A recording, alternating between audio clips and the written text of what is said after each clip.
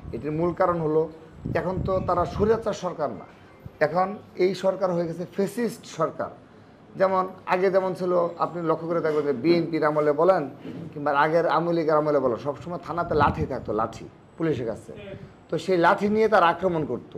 আওয়ামী লীগ যে দুই একটা নির্যাতনের ঘটনা থেকে লাঠি দিয়ে বাড়ি দেওয়া, হয়তো বা তারা আইন অমান্য করছে, লাঠি দিয়ে বাড়ি দেওয়া হয়েছে, এটাকেই তারা ইস্যু করে হরতাল দিয়েছে দিনের পর দিন, যে লাঠি দিয়ে কেন বাড়ি দেওয়া হলো।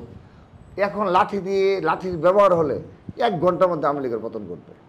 যদি পুলিশ যদি বন্দুকের পরিবর্তে লাঠি নিয়ে নামে, 1 ঘন্টার মধ্যে গণভবন ঘেরাও করবে, আমরা নিজেরা। তো এখন তো তিনি লাঠি নিষিদ্ধ করা হয়েছে, থানাতে শুধু কি কাটা রাইফেল সহ অন্যান্য অস্ত্র এবং খুব অত্যাধুনিক অস্ত্রের ব্যবস্থা করা হয়েছে।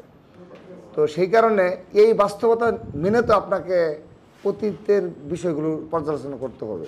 অতীতে বিএনপির আমলে পুরোপুরি গণতন্ত্রের সুবিধা ভোগ করছে আওয়ামী লীগ, কারণ সেখানে পুলিশকে অর্ডার দেওয়া হতো, পুলিশ সর্বোচ্চ লাঠি নিয়ে দাঁড়ায় থাকতো, তারা যায়া ঝাঁপাইয়া পড়তো, কিংবা তবুও ওই ধরনের তো আন্দোলন তো তারা করে নেই।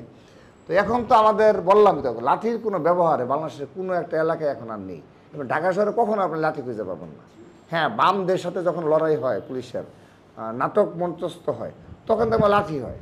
কিন্তু বিএনপির কোনো সমাবেশ, বিএনপি ছাত্রদলের কোনো যুবদল সাথে বিএনপি রিলেটেড কোনো সমাবেশ মিছিলে কখনো লাঠির কোনো ব্যবহার আর নেই।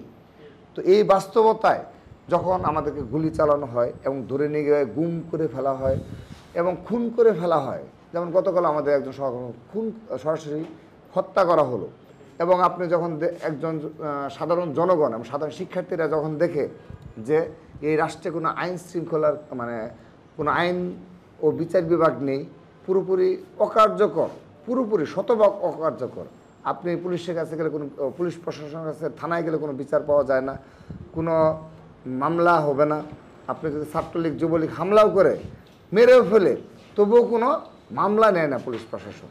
এই ধরনের একটি বাস্তবতা। শুধু তাই নয়, আপনি যদি ফেসবুকে একটা স্ট্যাটাস দেওয়া হয়, ফেসবুকে যদি আপনার ঢাকা বিশ্ববিদ্যালয় সহ বাংলাদেশের যে কোনো বিশ্ববিদ্যালয় ক্যাম্পাসে যদি আপনার একটা সোশ্যাল মিডিয়ায় প্রতিক্রিয়া জানানো হয় যে এই অবৈধ নির্বাচন, অবৈধ শাসন ব্যবস্থার বিরুদ্ধে, তাকে সরাসরি পিটিয়ে রক্তাক্ত করে হল থেকে বের করে দেওয়া হয়, শিক্ষা ব্যবস্থা বাধাগ্রস্ত করা হয়, তার শিক্ষা জীবনকে বাধাগ্রস্ত করা হয়। এটি ছাত্রদল কারণে না, সাধারণ শিক্ষার্থীদের উপর এই ধরনের ভয়ের ত্রাসের রাজত্ব, গণতন্ত্রের নামধারী মুখোশধারী।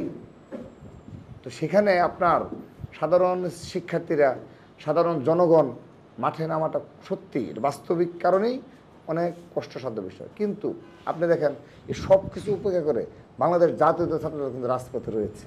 সব কিছুকে মোকাবেলা করেই সারা বাংলাদেশে ছাত্রদল লড়াই করে যাচ্ছে, সংগ্রাম করে যাচ্ছে, এবং আপনার বিপ্লবের ক্ষেত্র প্রস্তুত করে রেখেছে। সাধারণ শিক্ষার্থী, তরুণ প্রজন্ম যেমন ভোট বর্জন করলো, আমরাও কিন্তু আন্দোলন সংগ্রামের মাধ্যমে একটা ক্ষেত্র প্রস্তুত করে রেখেছি। এগুলো সমন্বয় অচিরেই ঘটবে, এই দেশে বিপ্লব সংগঠিত হবেই।